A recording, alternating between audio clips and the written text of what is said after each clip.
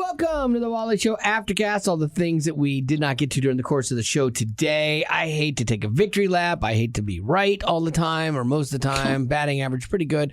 But the Alabama girl who said she was kidnapped turns out did not look like she was kidnapped. I still don't really understand the story. Okay. I don't understand why she wanted to disappear if she was just going to come back after 2 days. Well, did she She got disappear? bored. Yeah, she's like, oh, I got bored. No one cared. I should come home. No, but that's the problem is people did care. And, here's the thing. So she makes up this thing that freaked people out like, oh, there was a child on the side of the road, so I stopped to help him, and then I was abducted. And then instantly people are fearing, oh, that's a new tactic. Because for a while, I mean, pedophiles and horrible people would be like, find a child, hey, can you help me find my dog? And things to get you off guard. And so when this came out, you're like, oh, no. And then she disappears, but then like right from the beginning, the police were like, well, we don't see anybody on the surveillance where you are in your car. Things aren't adding up. And the news is like, she's been abducted. It's horrible. And I get that. And they did an Amber Alert and all this other stuff. And so they're trying to find her. But then once they find her, she comes home 2 days later, completely unscathed. And the news is like, yeah, there's still so many questions and we can't believe it. I'm like, no, it's absolutely not. This is a scam. Like, absolutely. She disappeared on purpose. What do you mean it's a mystery? Ask her. Go to her house and ask her. What made you think that it was a scam before we now know what we know? Because it was just so sketch, and like to just show back up in 2 days unhurt. Even that one lady that faked her own abduction, she like had herself punched and beaten up. Yeah. And this girl's like, oh yeah, and they didn't want to leave marks, so they didn't put any restraints on me. They just blindfolded me. And then, it was just But like... did she just stay out in the woods for 2 days? We don't know where she went, and they don't know the motive. That's the thing. They're not sure. They're looking into like mental health things, or is it possible she's one of these people that got overwhelmed and wanted to disappear, and that was her plan? Or like, did she want to be the subject of a search to somehow play into some thing that she had of not feeling valued or wanted? I don't know. They don't know. But all the things surrounding this have been sketched from the time she got back. She did one interview with police when she got back. Would not do any more. And the family's obviously like, just please respect our privacy. And I get that. Especially if someone's been through something super traumatic. But it was just one of those things where, like, they treated it like we might not ever know what happened. Like, she's not dead. Yeah, exactly. You will, like, she's alive. Like, police can go interview her, And so I think that was my first, like, okay, this is weird. But then the story gets even weirder. They did a press conference and they were talking about the things that she Googled the day that she went missing. And she had Googled, do you have to pay for an Amber Alert? That's pretty, like, messed up. Come on, kid. Yeah. What were some of the other things? This is my favorite. She Googled the movie Taken by Liam Neeson. Oh, jeez. Which is all about this. And so what are you doing? Your homework? Trying to see if you can, how not to get caught or how you should behave, what should have happened to you. And I just, these things I think frustrate me. Because when you don't know the motive, you can't really fully judge it. But something isn't right there. When has that stopped you? That's very true. But there's something just not right here with this girl's head, obviously. So she's got something broken in her that needs to be addressed. But when you do these things, you don't think of the damage that it does to other people.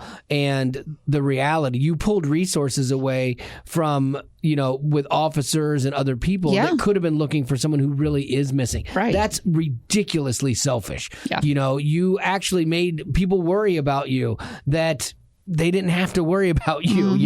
You hurt people, and you hurt the cause too when you're like, because there's already a discussion about how black women don't get treated the same as white women when it comes to missing persons. Yeah. And SNL had done this one sketch on it. We've watched it a few times, and it's scathing satire, but there's like, oh, okay. A lot of times in stereotypes, there's truth in that.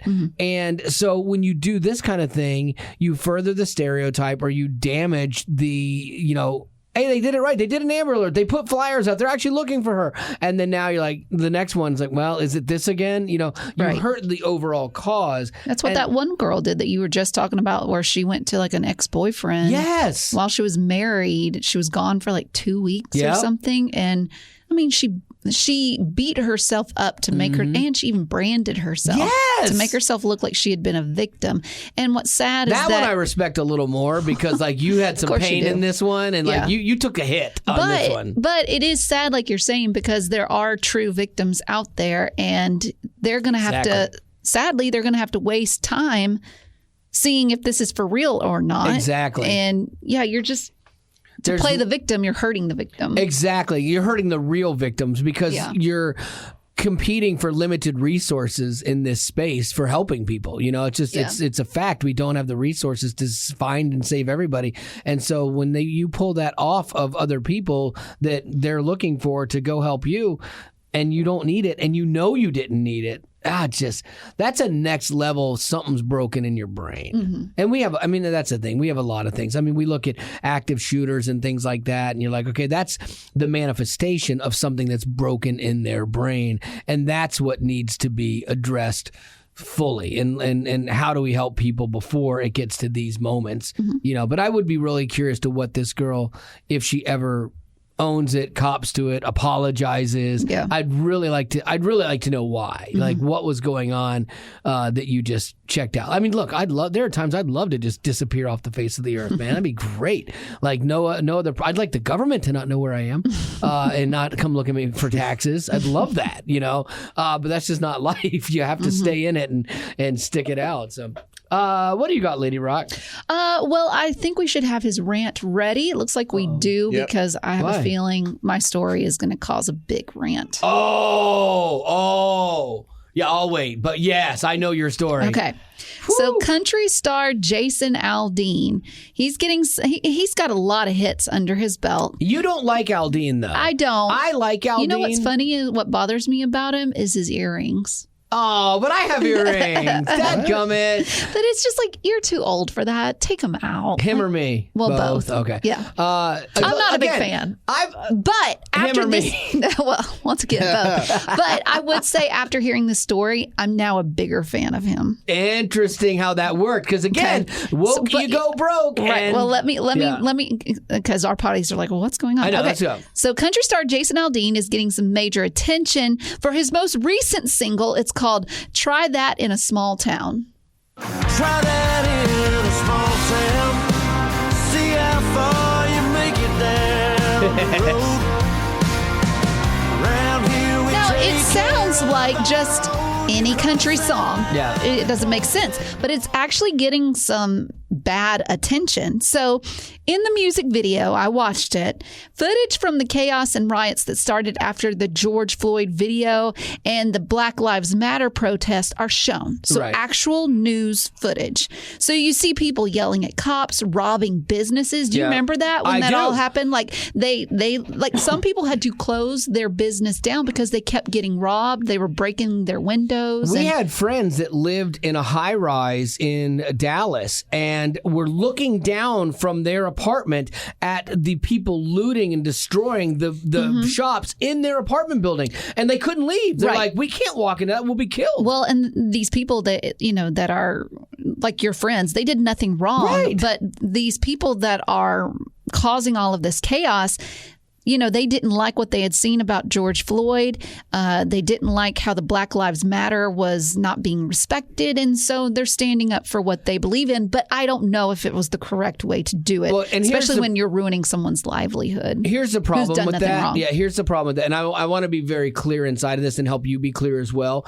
Inside of, Black Lives Matter, which, by the way, has been just exposed for like flagrant violations of how they're using the funds, which if you're a Black person and you supported Black Lives Matter, you should look into it because it's not being done on the up and up, and it's and you should be mad, But inside of that, every group of people has their people that are troublemakers and problems. We've got them in white people. We've got Hispanic. It doesn't matter. And so while you may have had a bunch of people that were there to support peacefully their viewpoint with Black Lives Matter, you have this contingent that showed up and did stupid things and gave the whole thing a black eye. Because the negative makes a bigger impact on the news. Exactly. So you're never going to see the people that did it peacefully and did it right. You're only going to see the people that did it wrong because that makes more of a sensation. sensation. But people are so offended by the music video that Jason Aldean put out and the lyrics to the song that some have accused Aldean of putting out a song that supports racism and lynching. Oh, come on. Okay, so the lynching aspect comes from the fact that in the music video, Aldean and his band are standing and performing in front of the Maury County Courthouse in Columbia, Tennessee. I know where it is. I've been there. Right. I've been there too. But I didn't know this. And it just goes to show that what you do, it just keeps living on. So be aware of what you post on the internet. But back in 1927, right, so about 100 years ago, an 18-year-old black man was mobbed and lynched in that exact same area. So near the courthouse. So people are like, is he trying to put out a message, through his music video that he is for racism and lynching? This is what infuriates me. We have I have a medical condition, all right. It's called caring too much, and it's incurable. We have a checkered past with a lot of things, including race. And you could not go. There are a lot of places you can't go in the South, unfortunately, that don't have race touching it in some way, shape, or form. And if you look deep enough, you can try to draw correlations. What was he really doing? No, you're not going to ask him. You're not going to go search out why he's doing this. Look, he probably lives near Columbia. Like, they're looking for a location that looks like a small town. It's a small town street. Somebody is not researching whatever happened at this courthouse in 1920. They go, this is a great location for a small town for this video that is about small town values, that's about stopping the nonsense that the left is putting out. It's about saying enough is enough with all of this craziness where you guys are believing in delusions and you're forcing the rest of the world to just lockstep with you. And it's like saying, no, I'm done with this. I'm not going to buy into this anymore. So try that in a small town. You'll get whooped. Well, what you're saying is pretty much what Aldean was saying. So after all of these people are like giving hate towards this music video and the song, CMT pulled the video because of all the vocal hate. Aldean spoke out about it, saying the clips of, if you see the video there, he says the clips of robberies, carjackings, and protesters are all real, actual footage from riots that did happen.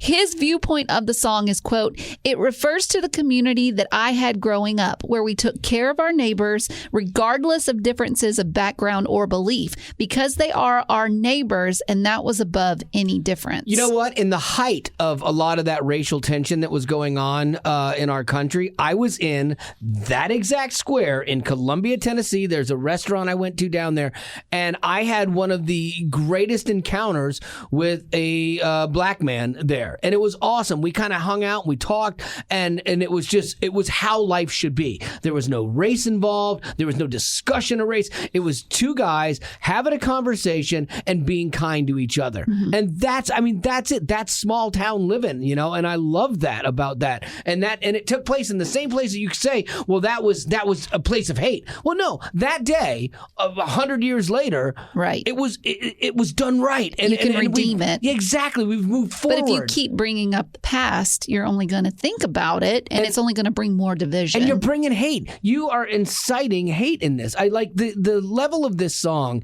is basically just saying, look, enough is enough. Quit this garbage. You want to do this garbage? Go to California. They'll put up with anything you want. California will do anything and everything you want. There's no rules. You can have fun, But his point is, you can't do that here because why? We have good God-fearing people that are going to step up and say, no, absolutely not. And we need more no's with our kids especially. Well, to make matters worse, well-known people have come out supporting the song. Morgan Wallen? No. No. People like Donald Trump, they posted the music video, and he gives props to Aldean for, quote, having the guts to tell the truth. And then you're like, does Aldean like that? Or is he like, I don't know. Get off my side? Well, and this was interesting, too. I thought she was going to be against it. She's actually for it. But even Roseanne Barr, she tweeted her support, stating, quote, Jason's next song should be about virtue, signaling white women freaking out over a country song while blasting gangster rap in their luxury SUVs as they drop off their kids at school. That's and really she funny. brings up a good point because it is ironic. Like you're getting wound up about this Jason Aldean country song, whereas there is rap songs that are full on. Oh, for sure. Like, I mean, there's no reading between the lines. Right. Now, on the other end, Sheryl Crow, course. she was against it. Of course. And she tweeted, quote, "I'm from a small town. There's nothing small town or American about promoting violence. You should know better than anyone for having survived a mass shooting." Oh, that's right, because Now he was in Vegas. Yeah, so in Vegas, he had this big show, and that was when this guy up in a Vegas hotel started opening fire on him and his audience. Yeah. And people did die from Yeah, that. it was bad. It was horrible. Bad. And it was a big town. So To his point, then- you try that crud in a small town, you're gonna get shot because there's a bunch of people that will run out to their trucks or they're already carrying, and you're done for. Well, and he even sings about this in the song. He talks about gun control because he talks about having his grandpa's gun and taking up for yourself. I'm from a small town. I am from I've got deep Southern roots, and I'm sure that's very noticeable. You're Southern? Yeah, I know.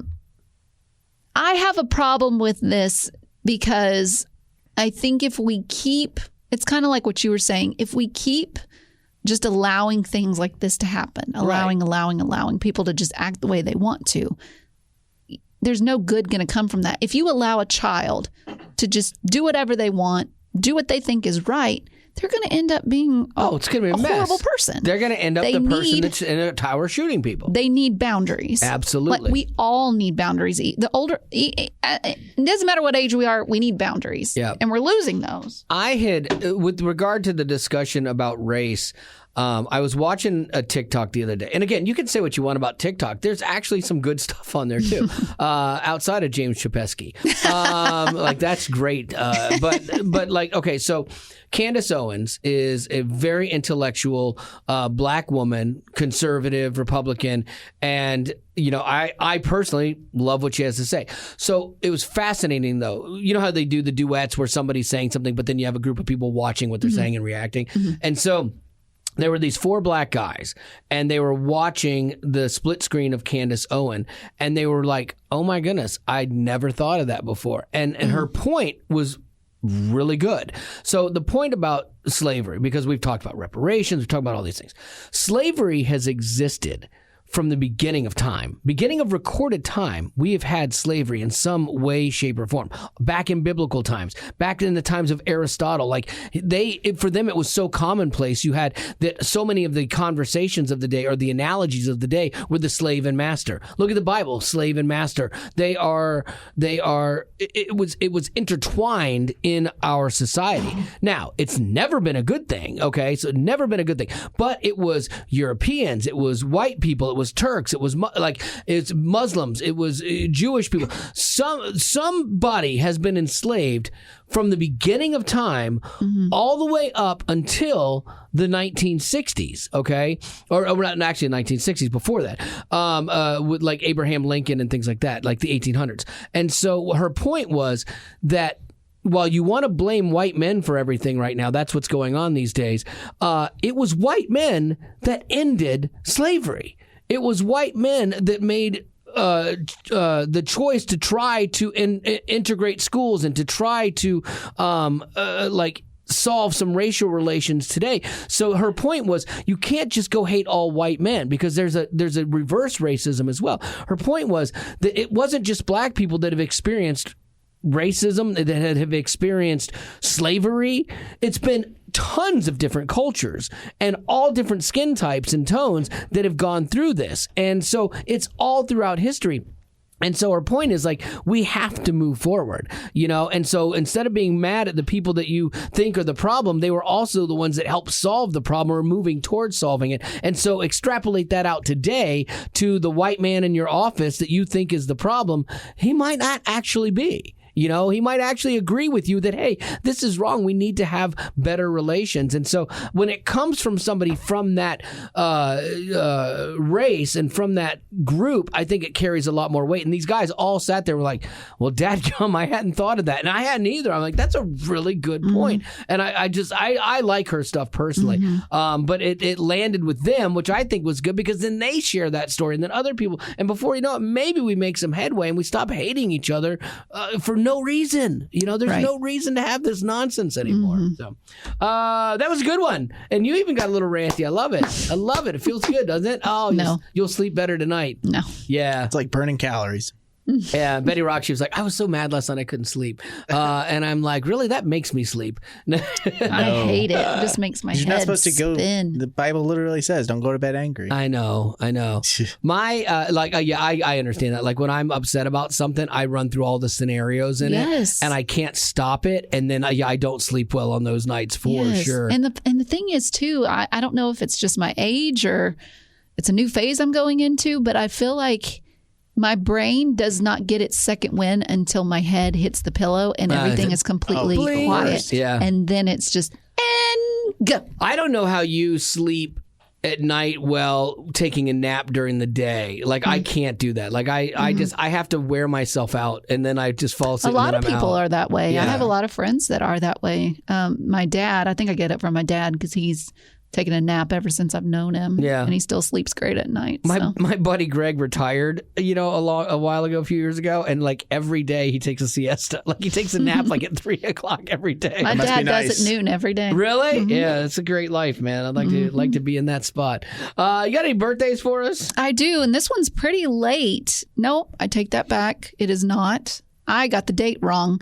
I do not have a birthday. Oh. I will get to that one on maybe tomorrow. Okay. Because I think it falls on the weekend. It'd be the 21st is tomorrow, and it's Friday tomorrow, so we got weekend plans, all that good stuff. We'll take it. And I have a story to tell, which I can tell tomorrow about me rescuing a kitten. Oh, yeah, because we're going to do that on the show, too. Remember, we're going to do amateur first responder This tomorrow. is exciting. Yeah. To hear about. Proud of you.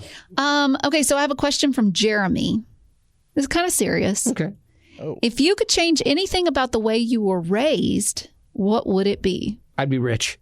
Yeah, I'd be rich. I'd be that kid that got the car for his 16th birthday, the brand new car, instead of having a 1976 Volkswagen Rabbit that I paid $1,600 or $1,200 for. Is that really your answer?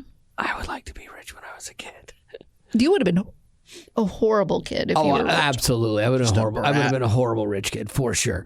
I don't know, kind of like because the way I was raised with a really good work ethic, and I was raised to be honest and treat people well. Like I was raised well, so I wouldn't trade that. I was raised with a family that loved me. I always knew that. I was raised with a mom and dad that loved each other and ended up not getting divorced. So like, all things considered, like there's not a lot of things I would change. Now, would I change that our family struggled? Yeah, I actually would change that because that takes a few things off the plate. And I would have liked for my dad to have been able to do things that he wanted to do and was more passionate about instead of grinding out till the day he retired for his family. Yeah, so yeah, I would have liked to have been a little more well off. I don't think I would have wanted to be rich because like Gavin's right, I would have been the worst. If I could change anything about my raising, secondhand smoke. No, I actually love that. Still do. The country? Kids don't smoke. I would say the only thing I would change is having a sibling. I think I would have liked to have had a sibling. Really? That's a good one. 1 or 2 or 3. Make it 4. Have you always felt that way, or is that older as you got? I think as I got older, I felt that way. When I was younger and I had all the attention, no, I loved being an only child. Did your parents ever ask you? Yes. About having another kid? Yes. And what'd you say? No. What if you had said yes? Like, what if you were young 2 or 3, 4 or 5, whatever, and said, "Hey, mom and dad, I want a sibling, please." I don't Do you think they know. would have done it? I don't know, because their main pullback was they just didn't feel like they could afford it. Sure. Because they had to pay for my private school, and, Right. and it was just them. They didn't have any family to rely on. So times were tough for us. I think We didn't have extra money. Right. Like I asked my daughter when she was little, we asked her, to say, hey, would you ever like to have a sibling? Because we were kicking it around. We were happy with just the 3 of us. And she was emphatic. No. Why would I want that? Oh, I was too. Yeah. And so she, I mean, she grew up great. She lived the life, man. That kid had a good life. I never got asked that question. Yeah. But I would say that the one thing that has given me some peace about it is that I'm hoping, Lord willing, we'll see. If anything, there will be grace for either way. And that you get all the Pez dispenser collection when your parents die. Are you kidding me? I would be lucky to have a Pez dispenser collection. I'm going to be getting a VHS collection of Bigfoot tapes. That's all I'm getting. I get nothing. Can I give you my VHS I'm tapes better too? off without my inheritance. No, I'm hoping that if I get married, that I'm going to marry into a family where he has siblings, and that I'll be close to them and their spouses. I could see that. So in that, maybe I'll get Extended family. Yeah, maybe I'll feel like I get siblings through marriage. Sure. Is what I'm hoping. I get that. I think that's healthy too. Because if it hasn't been something that you've had or experienced, is there drama with like siblings and in-laws and everything like course. that? Absolutely, there is. But for There's the something. most part, There's something though about knowing that you have someone there that has your back. Well, I mean, no matter what. But that's not the truth for some families. I say that, and that's not true. Sure. Because there are sadly some relationships that can't be mended. mended. But I would say 90% of the time, you have someone that you know will be there no matter what. And I don't have that. Right. Like I have my mom and my dad. Right. But at some point they're going to pass away, and then what? Right. No, I think that makes perfect sense. I've never heard you talk about that before. So, yeah, I think that's a good one. Gavin. I wouldn't change it because I think there are a lot of pros to having moved a lot. Got a wife out of it. And Yeah, see, I everything. thought yours would have been to It's- stay in one place. It's gonna be to stay. I would say because I it's just that thing where I'm like my dad and mom, they couldn't control that whole situation. Right. Being in the Air Force, it Right. was just like you had to move every 2 or Right. 3 years due to getting the assignment. Right. But I definitely wouldn't mind if a past where I could test run staying in one place for 18 years. Yeah. I think that I could see that getting like old. It'd have to be the right place because I know so many people who did stay in the same place. They're like, oh, we're so ready to get out of this town. And a lot of those people were in like really like small towns. Right. So if I did 18 years in Nashville, like I could have seen it go from being, from 18 years ago to growing and doing all this stuff. But I would love to go back and see what it'd be like to have been able to stay with a friend group for more than 2 or 3 years. Yeah. Maybe we would have grown apart in the same place, and that might have been sad. But I would have loved to have seen, or at least have gone to the same high school for 4 years. Which And I totally get that. Yeah. Like I went to the same school from kindergarten Me too. through To my 12th senior grade. year, Yeah. that's wild. Yeah, That yeah, makes you no can't even sense. understand That makes that. no Yeah. sense to me. That sounds, and see, it's funny because when I think about that, I'm like, that sounds awful. Yeah. I That would was at least- great. I'd love to go to this elementary school, this junior high, and then to this high school. I can't imagine. No, like One you knew a place. bunch of the teachers, you grew up with them and stuff. It was really funny because the school I went to, like there was this kid, his name was Jeff Loveland, and he was like the star basketball player. So I remember as a kid like idolizing this Yeah. guy, like, oh my gosh, I want to be that way. And then it turns out the Lord did not bless me with any basketball skills whatsoever. But I remember following this kid. He was always so kind. And then flash forward. He ends up being the principal and then the president of the school. And like he was a principal, he was a coach first. So I was in school taking classes from him as a coach. And then I think I was out when he became principal and whatever the president of the school.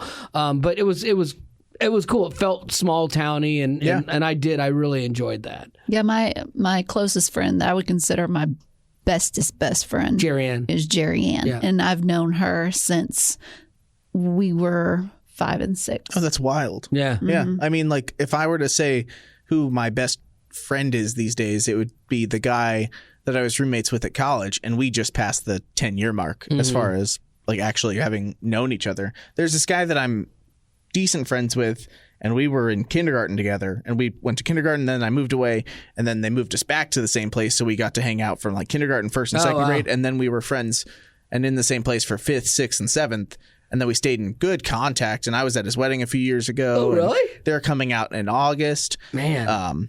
But like, you know, I didn't grow up with him. I would never say that I grew up with that guy. But that's the irony, though, is I grew up with all these people, and I haven't talked to any of them since I left. There's like, two different ways you can do it. Yeah, like I mean, but I was in the same place for all these years, and then I like pieced out. Like you're saying, once I left, I was done. I'm like, okay, I want to go experience something different. And I got to move around the country and do different things, and I didn't keep in contact with anybody. Marty keeps me in contact with people that when we've lived somewhere and moved, she's the reason we're still in contact. I've done better at keeping in contact with Gregor Bears. Like he and I will still text like projects that we're working on little and emojis. things like that. So cute. Little crying emojis and a hashtag miss you. Yeah. So that, you know, that stuff, the usual.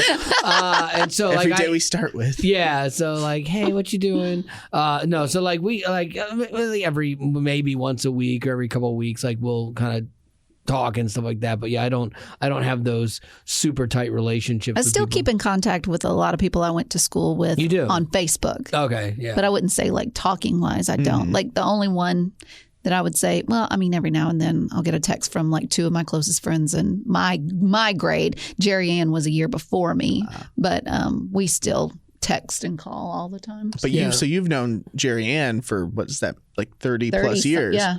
And so for me to even get close to that with somebody that I consider my best friend, I'll be like in my, you know, late 40s by the time I because you're not even 30 yet. claim that. You know, it's like I just can't even. It's hard to fathom knowing someone that long and still liking them. we have a talent coach that works in radio with us, and we meet with him once a month. And it's Tommy, and I've known Tommy for 30 years. Like Tommy was the guy that gave me my start. He was my mentor in this business, and it's funny that all these years later we still work together. But yeah, when I thought about that, recently, I'm like, oh my gosh, I've known this dude for 30 years. That's a long time. Oh, I know, it's crazy. And that so the older I've gotten, I do have some relationships that are like a long time. My wife, I mean, I've known her, and we've been together for 35 years now. Like, isn't that crazy? Mm-hmm. Like, that's a tolerance for pain. Like, from her, not me. Which is like, I have more of my life with her than I have without her, which is kind of a weird tipping point too, when you think about that. Aww. But it doesn't feel like it. Doesn't feel long. That's a good thing. So. Yeah. All right. Well, with that, let's end this thing. That's gonna do it. Thanks for being a potty.